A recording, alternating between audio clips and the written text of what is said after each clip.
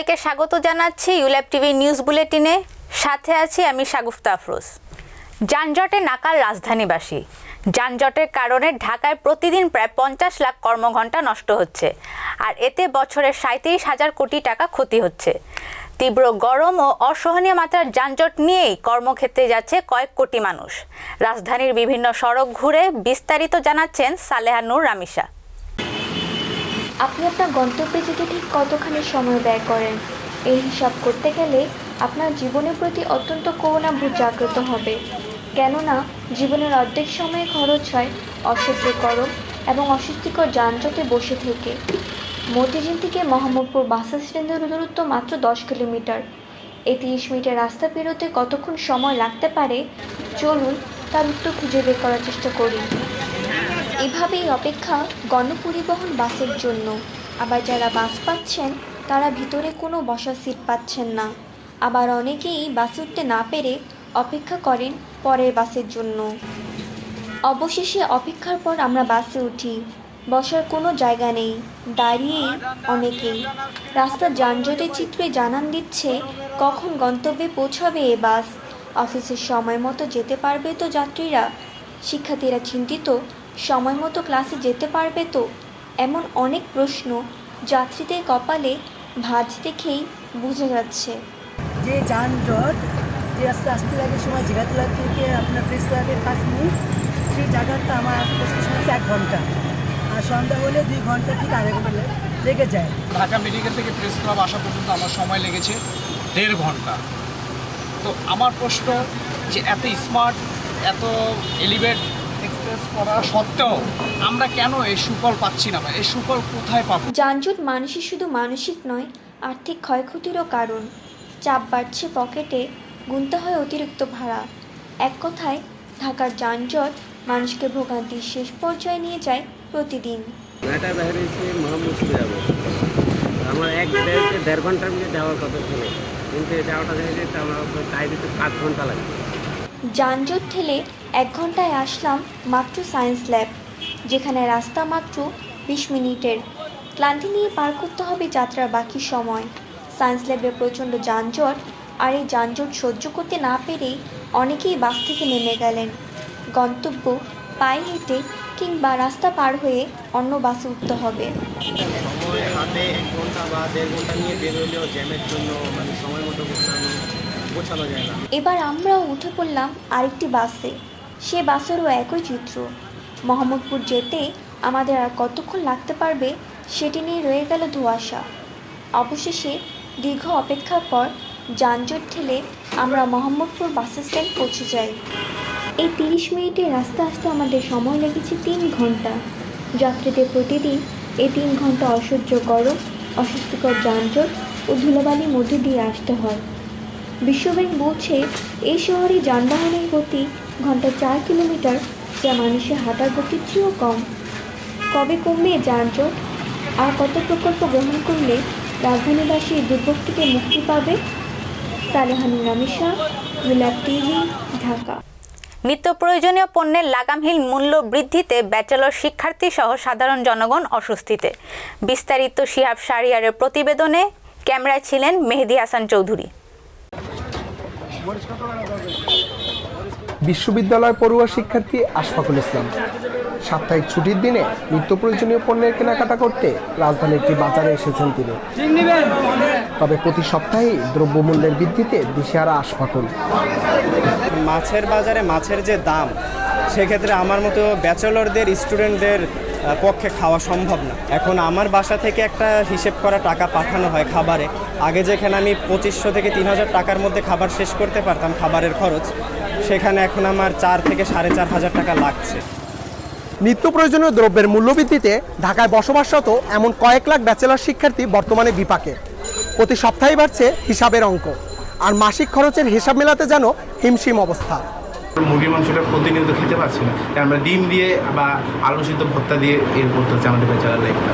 খাবারের যে কস্টিংটা আছে ওটা প্রচুর অঙ্গে বেড়ে আছে, তো অনেক কষ্ট হচ্ছে আর কি। শাকসবজি খাইতে গেলে দেখা গেল চড়া দামে কেনা লাগে, অনেক সময় খুবই কম অ্যামাউন্ট, চড়া দাম, আবার অনেক সময় ভালোও হয় না। এটা একটা বাজে দিক। খাওয়া দাওয়ার জন্য অনেকটা সিক হয়ে গেছি, অ্যান্ড এই জন্য আমাকে হসপিটালেও যেতে হয়েছে পুষ্টির অভাবে মানে যেটা হয়।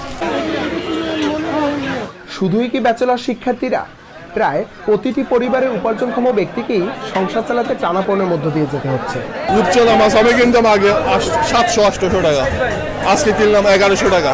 দাম বাড়ছে, বেতন তো বাড়ে নাই, বেতন যা আছে তাই, এই জন্য আমাদের তো অনেক সমস্যাই হচ্ছে। ডিমের দোকান আমাকে প্রথম চাইলো 140 টাকা, তারপর যখন ক্যামেরা দেখতে পাইছে তখন সেই ডিম 120 টাকা করে দিল। বাজারে পর্যাপ্ত সরবরাহ থাকা সত্ত্বেও সবচেয়ে বেশি চালের দাম বেড়েছে। সব রকমের চালে কেজি প্রতি দাম বেড়েছে প্রায় 3 থেকে 5 টাকা। আর এই চড়া দামের কারণে ক্রেতাদেরও ক্রয় ক্ষমতা কমেছে। আগের তুলনায় কাস্টমারও পাইতেছে না নিতে, দামের বেশি যাওয়াতে, এবং আমরা তো বেশি দাম দিয়ে কিনতে হইতেছে। গাবতলিতে গরুর দাম বেশি, ওইখানে যদি কম দামে আমরা কিনে আনতে পারি তাহলে দেখেন আমরা 400 টাকা কেজি বেচতে পারি। দোকান ভাড়া, কর্মচারীর বেতন, লাইট বিল, নিজের খাওয়া দাওয়া, বাসা খরচা, আমরা চলতে পারি না, আমাদের কষ্ট। নিত্য প্রয়োজনীয় পণ্যের বাজারে স্থিতিশীলতা ফিরিয়ে আনতে সরকারের পক্ষ থেকে বাজার তদারকি ব্যবস্থা আরও জোরদার করার দাবি ক্রেতাদের। Shihab Shahriar, ULAB TV, Dhaka. ষষ্ঠীর মধ্য দিয়ে দেবীকে আমন্ত্রণ জানানোর মাধ্যমে শুরু হওয়া শারদীয় দুর্গোৎসব বিজয়া দশমীর দিনে প্রতিমা বিসর্জনের মধ্য দিয়ে শেষ হয়। এবছর সারা দেশে প্রায় 32,000-এরও বেশি মন্দিরে আয়োজিত হয় দুর্গাপূজা। বিস্তারিত আমার করা একটি প্রতিবেদনে।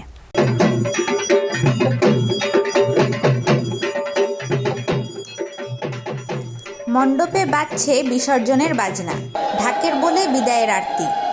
সন্তানদের নিয়ে বাপের বাড়ি থেকে কৈলাসে যাত্রা করবেন দেবী দুর্গা। তাই তো বিজয়া দশমীর দিনে আনন্দ উচ্ছ্বাসের মাঝেই বিষাদের ছায়া।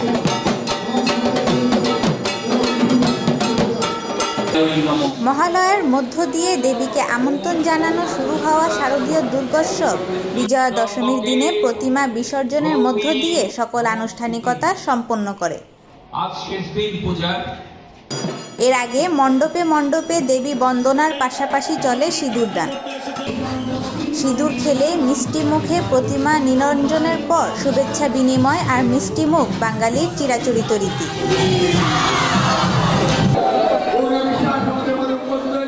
পার্বতীকে সিঁদুরদান ও সিঁদুর খেলাকে মনে করা হয় সৌভাগ্যের প্রতীক।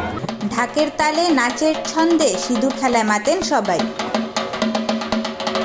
মা চলে যাচ্ছে, আমাকে খুবই দুঃখ লাগছে, আবার 1 বছর ওয়েট করতে হবে।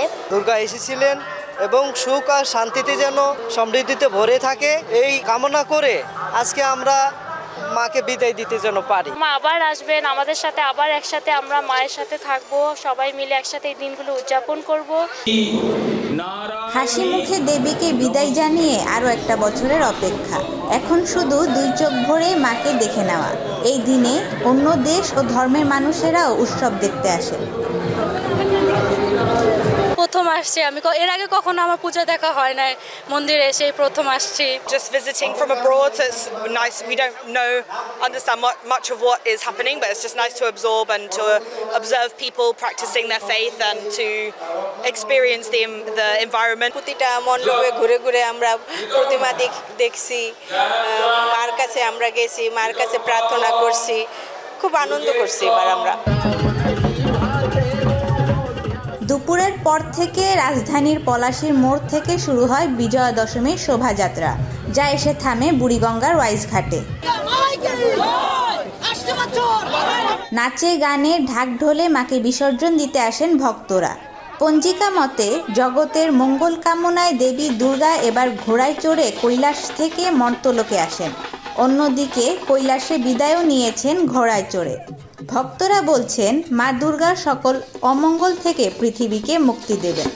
মায়ের কাছে প্রার্থনা হচ্ছে জগৎটাকে তুমি ভালো রাখো, জগতের সকল যেন শান্তি হয়। প্রার্থনাগুলি এটি শুধু সনাতন ধর্মের নয়, যে কোনো ধর্মেই কিন্তু প্রার্থনা করছে যেন মানব জাতির কল্যাণ হয়। আগামী দিনেও যেন মাকে আবার 1 বছর পর পাবো, সেটার জন্য আমরা অপেক্ষা করি। বছর অনেকদিন পর একটা পূজা আসে, পরিবারের সকলের সাথে সময় কাটানো যায়। 5টা দিন এত তাড়াতাড়ি চলে যায়, ঠিক বিশ্বাস হয় না। খারাপ লাগছে, কিন্তু মনে হয় যে মা দুর্গা যখন এসেছেন সকলের মঙ্গল করেছেন। সরকারকে অনেক ধন্যবাদ এবং আইন শৃঙ্খলা বাহিনীকেও অসংখ্য ধন্যবাদ যে কোথাও কোনো অপ্রীতিকর ঘটনা ছাড়াই আমাদের এই পূজাটা সুন্দরভাবে পালন হয়েছে। রাজপথ থেকে অলিগলি মা বলছেন এবার ফিরি, আবার আসিব ফিরে তোদের এই শান্তি নিরে। মা দুর্গা এবার এসেছিলেন ঘটকে করে, সেই ঘটকে করেই ফিরে যাচ্ছেন তারই অঙ্গনে। বেলা যত বাড়ছে বিদায়ক্ষণ ততই ঘনিয়ে আসছে। ভক্তকুলের প্রত্যাশা মা আবারও ফিরবেন তাদের এই মঙ্গল নিয়ে। Shagufta Afroz, ULAB TV, Dhaka. গত বছর সেপ্টেম্বর প্রধানমন্ত্রী শেখ হাসিনার জন্মদিন উপলক্ষে রাজধানীর তুরাগ নদীতে আয়োজিত হলো নৌকাবাইজ। বিস্তারিত মাহমুদুল হাসানের প্রতিবেদনে, ক্যামেরায় ছিলেন তানবিন সুমাইয়া।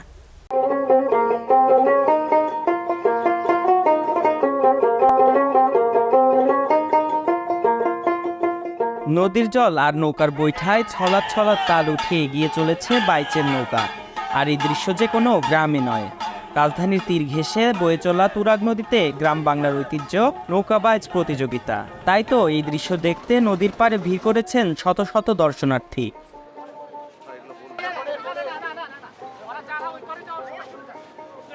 28 সেপ্টেম্বর প্রধানমন্ত্রী শেখ হাসিনার জন্মদিন উপলক্ষে ইটকাঠের এই শহরে নৌকাবাইজের আয়োজন করে বাংলাদেশ অভ্যন্তরীণ নৌ পরিবহন কর্তৃপক্ষ BIWTA।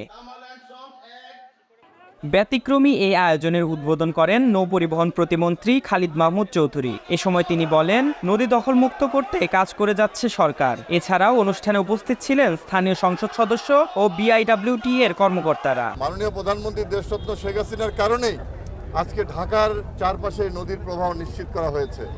নদী আজকে আমরা BIWTA বা নৌ পরিবহন মন্ত্রণালয় বা সংসদ সদস্য মন্ত্রীরা নয়, আজকে নদী আজকে মাননীয় প্রধানমন্ত্রীর এই জন্মদিনটাকে আজকে উদযাপন করলো। এটাই হচ্ছে আমাদের সার্থকতা। নৌকাবাইজ প্রতিযোগিতায় অংশ নেয় 8টি দল। এতে বিজয়ী হয় শিকদারবাড়ি দল। এরকম একটা বাইসে প্রথম একটা বিরাট বড় ব্যাপার, অনেক বড় একটা অর্জন, যে অর্জনটাকে ভাষায় প্রকাশ করা সম্ভব না। এদিকে ঢাকা শহরে নৌকাবাইজ আয়োজন দেখে খুশি দর্শনার্থীরা। আরো বেশি এমন আয়োজন করার দাবি তাদের। নৌকাবাইজটা আসলে মেন্টালি একটা পরিবেশে ভালো একটা উদ্যোগ। আমি কখনো দেখি নাই এর আগে, আজকে ফার্স্ট আসছে। আমার খুবই ভালো লাগতেছে। আমার হাজবেন্ড মেয়ে নিয়ে আসছি, খুবই ভালো। বছর বছর হলে আরো ভালো লাগবে, প্রতি বছর আসতে পারবো, দেখতে পারবো। নদী দূষণ রোধে সরকারকে আরো বেশি কাজ করার আহ্বান জানান আগত দর্শনার্থীরা। কে মাহমুদুল হাসান, ইউল্যাব টিভি, ঢাকা। এ পর্যায়ে নিয়ে নিচ্ছি আবারও একটি বিরতি, ফিরছি একটু পর।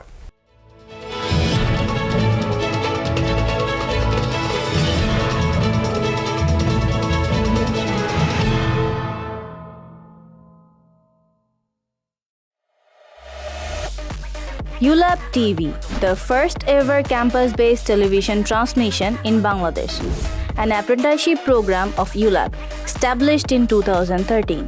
Excellent advisors and instructors are here to monitor everything of ULAB TV. To learn about journalism, dream without limits, where truth and imagination blend into endless possibilities. Aspire passionately, feeling your newsroom dreams with each heartbeat. Let your journey unfold through headlines and bylines, finding profound fulfillment in the pursuit of every story. Fearlessly chase beyond reporting norms, waving your life with daring journalistic pursuits. Embrace dreams that captivate and empower, creating a narrative worth living and savoring every moment along the way. From here, you can make your dreams come true.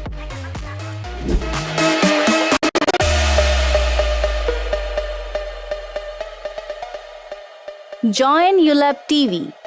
Live your dream. বিরতির পর স্বাগত জানাচ্ছি ULAB TV news বুলেটিনে। দেশের চলচ্চিত্র ও media ইন্ডাস্ট্রিকে আরও গবেষণামুখী করতে প্রতিবারের মতো এবারও আয়োজিত হলো ঢাকা মিডিয়া সামিট 2023। বিস্তারিত শামীম সোহাগের প্রতিবেদনে, ক্যামেরায় ছিলেন রেজানুল রাজ ও রাকিব হাসান। সমকালীন পৃথিবীতে নিজেদেরকে গবেষণাধর্মী করে তৈরি করার লক্ষ্য নিয়ে আয়োজিত হয়েছে Dhaka media summit 2023। International association for media and communication research Bangladesh IAMCR ও university of liberal arts Bangladesh ইউল্যাবের মিডিয়া স্টাডিজ অ্যান্ড জার্নালিজম বিভাগের যৌথ আয়োজনে দ্বিতীয়বারের মতো অনুষ্ঠিত হলো ঢাকা মিডিয়া সামিট। ইউল্যাবের গবেষণা ভবন মিলনায়তনে 13 ও 14 অক্টোবর অনুষ্ঠিত হয় 2 দিনব্যাপী এই সামিট। 11টি দেশের বিভিন্ন প্রতিষ্ঠান থেকে প্রায় 58টি গবেষণাপত্র উপস্থাপন করা হয় এই সামিটে। এছাড়াও 2 দিনের এই সামিটে আরও ছিল স্মারক বক্তৃতা, কর্মশালা, গোল টেবিল বৈঠক, মতবিনিময় সভা ও মাস্টার ক্লাস সহ আরও বিভিন্ন আয়োজন।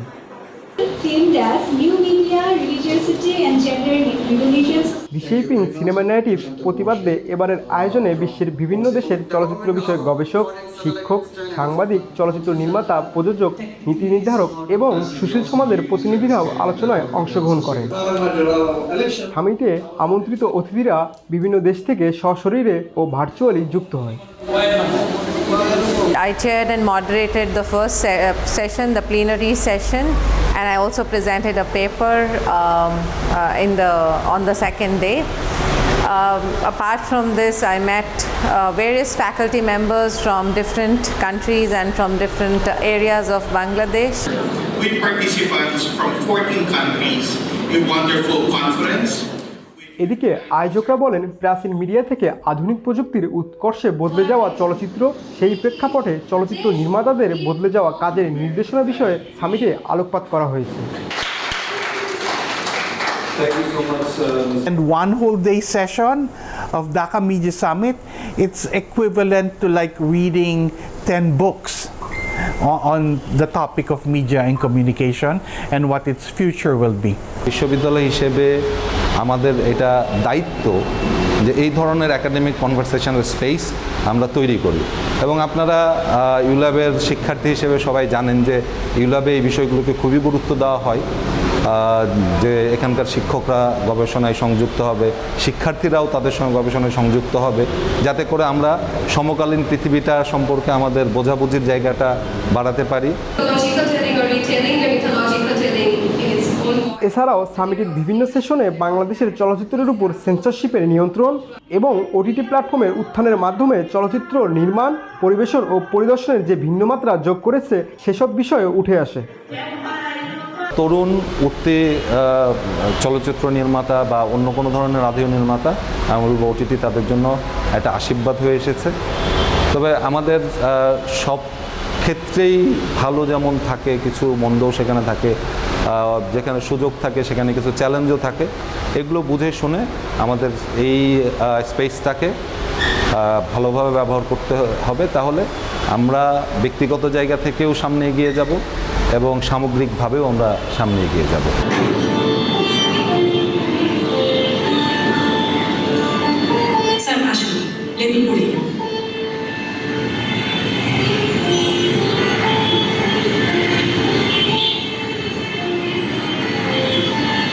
প্রসন্ন রহমানের নির্মিত প্রিয় সত্যজিৎ চলচ্চিত্রের স্ক্রিনিংয়ের মধ্য দিয়ে পর্দা নামলো ঢাকা মিডিয়া সামিট 2023-এর। এই সামিটে অংশগ্রহণকারীরা মনে করেছেন এরকম সামিট একাডেমিতে আরও অন্তর্ভুক্তি বাড়াবে শিক্ষার্থীদের, যা তাদের ভবিষ্যৎ কর্মক্ষেত্রেও কাজে দিবে। Shamim Sohag, ULAB TV, Dhaka. Dhaka international mobile film ফেস্টিভ্যালের আয়োজনে ফিল্ম ট্যুর উপর আয়োজিত হলো মাস্টার ক্লাস। এতে উপস্থিত ছিলেন পান্থ রহমান। বিস্তারিত সাফরিন চৌধুরীর প্রতিবেদনে।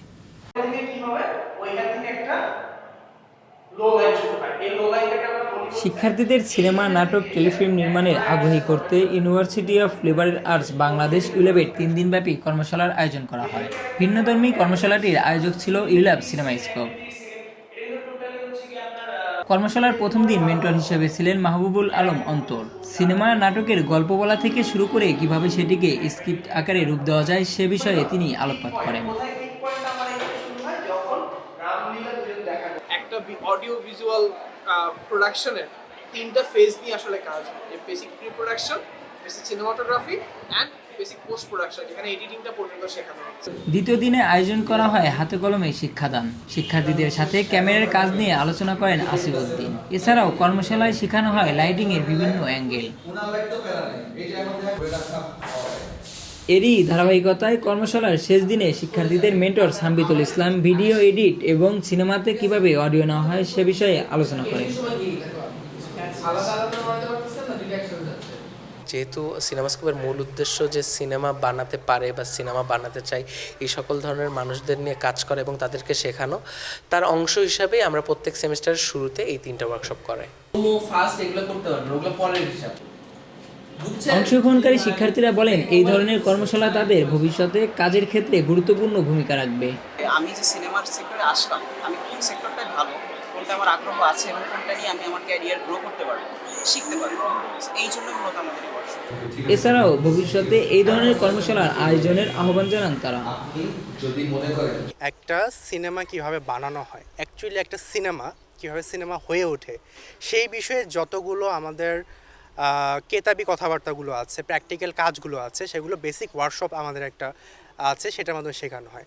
সিনেমাস্কোপ আয়োজিত এই ওয়ার্কশপ থেকে প্রশিক্ষণ নিয়ে কেউ কেউ কোনো একদিন নির্মাণ করবেন কোনো কালজয়ী সিনেমা কিংবা দর্শকপ্রিয় নাটক, টেলিফিল্ম, এমনটাই প্রত্যাশা আয়োজকদের। রাকিব হাসান, ইউল্যাব টিভি, ঢাকা। নারীর ক্ষমতায়ন ও লিঙ্গ সমতা রক্ষায় ইউল্যাবে নারী দিবস অনুষ্ঠিত। বিস্তারিত মাহমুদুল হাসানের প্রতিবেদনে, ক্যামেরায় ছিলেন মাইনুন ইসলাম মিরাজ। একটা মেল অ্যাক্টর যে পারিশ্রমিক পায় সেটা তার অর্ধেকের আমরা 1/3 পাচ্ছি হচ্ছে নারী, মানে female protagonist. University of liberal arts Bangladesh ইউল্যাবে উদযাপিত হয়েছে নারী দিবস। সকলের মাঝে লিঙ্গ সমতা সম্পর্কে সচেতনতা বৃদ্ধি করার লক্ষ্য নিয়ে সেমিনারটির আয়োজন করা হয়। এবারে বিষয় ছিল টেকসই আগামীর জন্য আজকের লিঙ্গ সমতা। ট্রান্সপারেন্সি ইন্টারন্যাশনাল বাংলাদেশ টিআইবির সহযোগিতায় অনুষ্ঠানটির আয়োজন করে ইউল্যাব ইএস ক্লাব। নারী দিবসের এই অনুষ্ঠানে অংশগ্রহণ করে বিশ্ববিদ্যালয়ের বিভিন্ন বিভাগের শিক্ষার্থীরা। প্যানেল আলোচনায় প্রধান আলোচক হিসেবে উপস্থিত ছিলেন টিআইবির নাদিয়া সুলতানা। এ সময় আলোচকরা বলেন, শুধু নারী পুরুষ নয়, টেকসই উন্নয়নের জন্য সকল লিঙ্গের মানুষকে সাথে নিয়ে কাজ করতে হবে। ওটা ম্যাটার করে না, পাওয়ার যার কাছে থাকে তারই মিসইউজ করার একটা টেন্ডেন্সি থাকে, সে যদি আনইথিক্যাল হয়।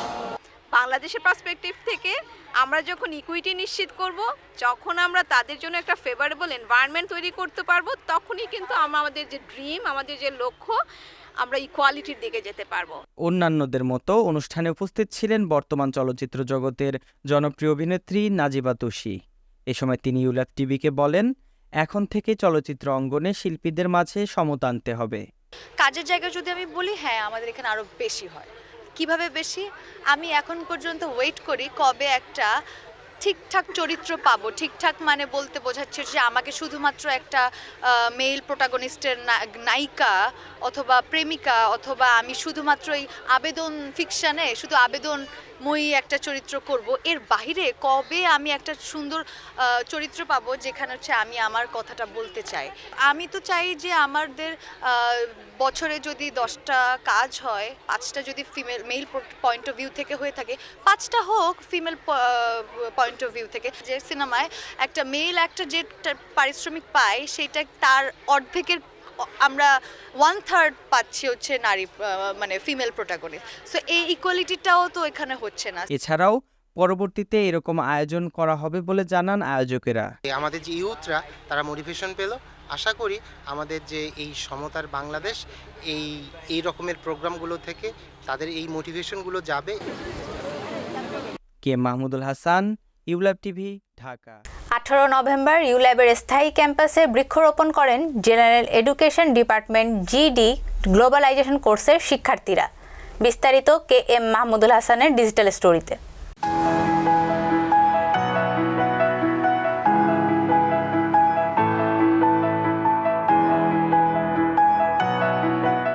দর্শক, আপনাদের স্বাগত জানাচ্ছি ইউল্যাব টিভির একটি বিশেষ ইন্টারভিউয়ে। আজকে আমাদের সাথে আছেন ইউল্যাবের দুজন শ্রদ্ধেয় শিক্ষক, doctor Ahmed Abidur Razzak Khan sir and doctor Shahana ma'am. তো ম্যাম, আমরা প্রথমেই আপনার থেকে শুরু করি। যেহেতু আপনি সিএসডি ডিপার্টমেন্টে আছেন, আমরা যে আজকে গাছ রোপণ করলাম, যে স্টুডেন্টরা গাছ রোপণ করলো, আপনার কাছে প্রশ্ন থাকবে আসলে গাছ রোপণটা বর্তমান প্রেক্ষাপটে, যে জলবায়ু পরিবর্তনের প্রেক্ষাপটে কতটুকু ইম্পর্টেন্ট? গাছ আসলে আমাদের বাঁচায় রাখার জন্য, মানে এই গ্লোবালাইজেশন, গ্লোবাল ওয়ার্মিংয়ের ক্ষেত্রে যে বিশ্ব উষ্ণায়ন বলতেছি আমরা, এই সব কিছুর ইয়েতে যে বাফার করা বা ব্যালেন্স করা, সেটার জন্য আমাদের বৃক্ষরোপণ মাস্ট জরুরি। এই যে কুলিং, সেদিন এই যে আমরা গাছের নিচে বসে আছি ছায়ার নিচে, কেন এই গাছটা আছে দেখে। এখানে যদি না থাকতো কি হতো, সূর্যের তাপ থাকতো প্রচণ্ড রকমের, মানে এত গরম থাকতো। তো এই যে পৃথিবীটাতে গরম হয়ে যাচ্ছে, আমরা এত চিন্তা করতেছি ক্লাইমেট চেঞ্জ, মানে জলবায়ুর পরিবর্তন কোথা থেকে হচ্ছে, কারণ গাছ কেটে ফেলতেছি, প্রচুর পরিমাণে ফসিল ফুয়েল ইউজ করতেছি, যার জন্য কার্বন ডাইঅক্সাইডের মাত্রা বেড়ে যাওয়াতে গ্লোবাল ওয়ার্মিংটা হচ্ছে। এই গ্লোবাল ওয়ার্মিংয়ের ব্যালেন্স করার জন্য প্রচুর গাছ বুনতে হবে, ধ্বংস বন্ধ করতে হবে, যেটা আমাদের মানুষের জন্য অত্যাবশ্যক এখন গাছ লাগানোটা। গ্লোবালাইজেশন কোর্সটা আছে, যে গ্লোবালাইজেশন কোর্সের মাধ্যমে যে গাছটা রোপণ হলো, তো প্রথমত গ্লোবালাইজেশন কোর্সে এই গাছ রোপণের সাথে কিভাবে কানেক্টেড, পরবর্তী বিষয় হচ্ছে যে গাছ রোপণে উদ্বুদ্ধ করার জন্য যে শিক্ষার্থীদের এই একটা উদ্যোগ গ্রহণ করা হয়েছে, শিক্ষার্থীরা নিজেরা উদ্যোগ গ্রহণ করেছে, এইটাকে আপনি কিভাবে দেখছেন? প্রথম কথা হচ্ছে যে গ্লোবালাইজেশন কোর্সের শুরুতেই আমি চিন্তা করেছিলাম যে ছেলে মেয়েরা যেন হ্যান্ডস অন এক্সপিরিয়েন্স বা বাইরে গিয়ে ফিল্ড ওয়ার্ক করে শিক্ষা পেতে পারে। তো তার একটা প্রত্যক্ষ ব্যাপার হচ্ছে যে আমি ছোটোবেলা থেকে দেখেছি যে আমার বর্ষিয়ান লোকরা বলতেন যে তুমি যেহেতু ফল খাও, তাহলে ফল খেতে হলে তোমাকে গাছ লাগাতে হবে। মানুষের প্রাকৃতিক আনন্দ পাওয়ার অনেক বড় একটা কাজ হচ্ছে গাছ লাগানো। সুতরাং কৃষক যখন আবাদ করে ফসল তুলে, সেটা সত্যিই প্রাকৃতিক আনন্দের ব্যাপার। সেই আনন্দটা তোমরা পাও, হাতে কলমে গাছ লাগানো শিখো। আর গাছ লাগানো খুবই জরুরি। বাংলাদেশের নাগরিক হিসেবে প্রত্যেকেরই একটা গাছ লাগানো উচিত। আমরা নাহলে টিকতে পারবো না এই ছোট্ট ভূখণ্ডে, আমাদের আরও গাছ লাগাতে হবে। আর গ্লোবালাইজেশন কোর্সের স্টুডেন্টদের জন্য গাছ লাগানো মাস্ট। প্রত্যেকটা স্টুডেন্টই একটা করে গাছ লাগিয়ে এসে বলতে পারে যে আমি এই গাছটা লাগিয়েছি। তোমরা যেভাবে, তাতে একটা নতুন ধরনের এঙ্গেজমেন্ট তৈরি হবে। আমি ক্যাম্পাসে থাকতে থাকতে দেখতে চাই আমার গাছটা কত বড় হলো।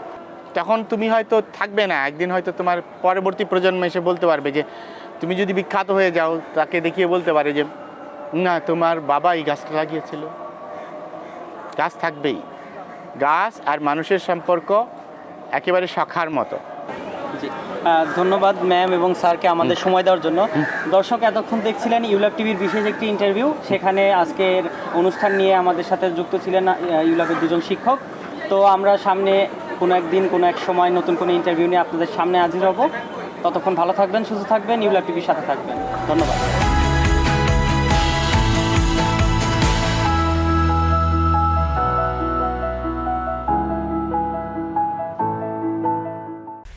জনপ্রিয় ওয়েব সিরিজ ও উপন্যাসের আদলে গড়ে উঠেছে ইন্দুবালা ভাতের হোটেল। পাবনায় অবস্থিত এই হোটেল ঘুরে বিস্তারিত জানাচ্ছেন সানি।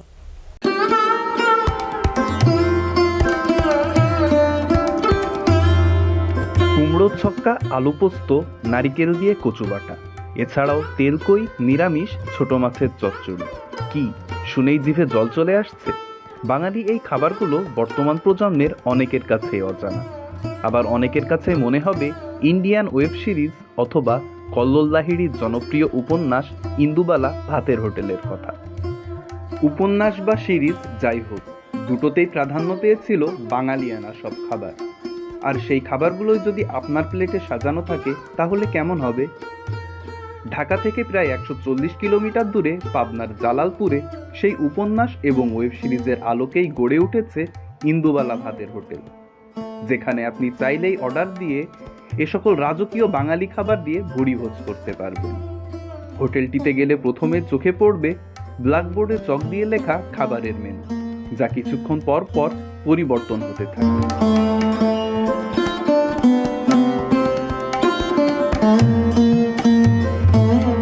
সকালে হোটেলটি চালু হলেও ভিড় বাড়তে থাকে দুপুর থেকে। দূর দূরান্ত থেকে খেতে আসে সব ভোজন রসিক মানুষ। ছোট বড় সকলের কাছে জনপ্রিয় হয়ে উঠেছে হোটেলটি। খাবার পরিবেশনেও রয়েছে ভিন্নতা। আমরা যেটা খাইছি সেটা খাবার মান ভালো এবং রান্না টান্না সবই ভালো ছিল। তো যাই হোক, আমার মনে হয় এইভাবে যদি তারা ঠিকমতো পরিবেশন করতে পারে তাহলে আগামী দিনে তারা আরও ভালো কিছু আগাইতে পারবে। এক ছাদের নিচে অনেকগুলো বাঙালি আইটেম, আমার মনে হয় এই উদ্যোগটা ভালো, কিন্তু খাবারের যে টেস্টটা ওটা হচ্ছে আর একটু বেটার করা দরকার আমার কাছে মনে হচ্ছে। বাঙালি সংস্কৃতির সাথে সাথে হারিয়ে যেতে বসেছে ঐতিহ্যবাহী খাবারগুলি। বিলুপ্তপ্রায় খাবারগুলির সাথে বর্তমান প্রজন্মের পরিচয় করিয়ে দেওয়ার লক্ষ্যেই ইন্দুবালা ভাতের হোটেলের এই পথ চলা। Saad bin Abbas Sanim, ULAB TV, Dhaka. 16 December আমরা বিজয় অর্জন করেছি, আমরা শেকল ভেঙেছি, সম্পূর্ণ স্বাধীনতার স্বাদ পেয়েছি, আমাদের দেশ বাংলাদেশ বিশ্বে স্থান পেয়েছে। 53তম বিজয় দিবসে ইউল্যাব টিভির পক্ষ থেকে গভীর কৃতজ্ঞতা প্রকাশ করছি আমাদের সেই মুক্তিযোদ্ধাদের।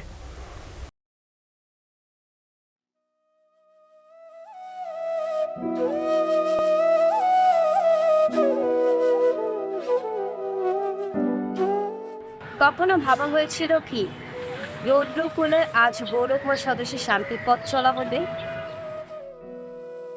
দীর্ঘ 9 মাস অবিরাম লড়াইয়ের অগ্নিশিখায় জর্জরিত বীর যোদ্ধাদের সেই মাতুল পাঁজর যেন মাতৃভূমির অর্জনেরই কেবল এক রক্তিম প্লাব। অবশেষে 16 বিজয় আসলো। গোটা বিশ্বের ইতিহাসের পাতায় বাংলাদেশ আজ স্বাধীন এবং বিজয়ের অঙ্গীকারের স্বীকৃতি।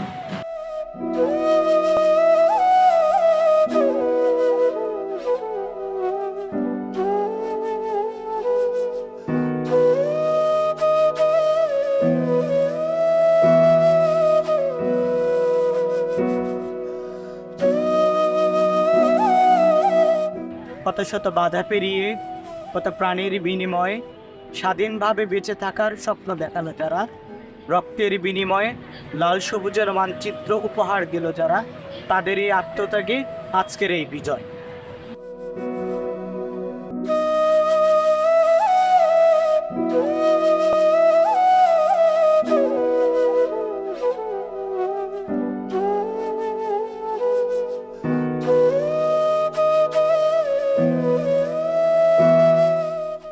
ডিসেম্বর তুমি বাঙালির অহংকার, তুমি প্রতিজনতার বিজয় নিশান, স্বাধীন বাংলার সাথে।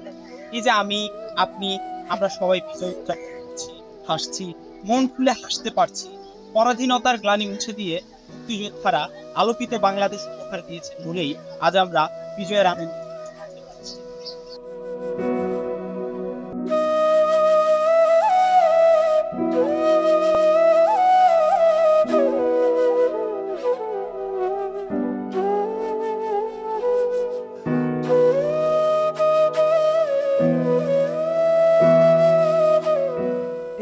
দেশের জন্য প্রাণ দিয়েছে যারা, দেশের সর্বশ্রেষ্ঠ সন্তান মুক্তিযোদ্ধারা। দেশের জন্য 71 ঢেলো দিল প্রাণ, দেশের প্রতি ভালোবাসা দিয়েছে। মুক্তিযোদ্ধারা বাংলাদেশের গর্বিত সন্তান, এই দেশবাসী কখনই ভুলবে না তাদেরও। আজ বিজয়ের এই দিনে এইসব অকুতভয় বীর মুক্তিযোদ্ধাদের কথা স্মরণ করছে পুরো দেশ। তাদের ওই সাহসিকতা এবং আত্মত্যাগ ছাড়া সদৃশ হতো না এসব কোমলমতি শিশুদের মুখে হাসি। তাদের প্রতি চিরকাল কৃতজ্ঞ থাকবে পুরো বাংলাদেশ।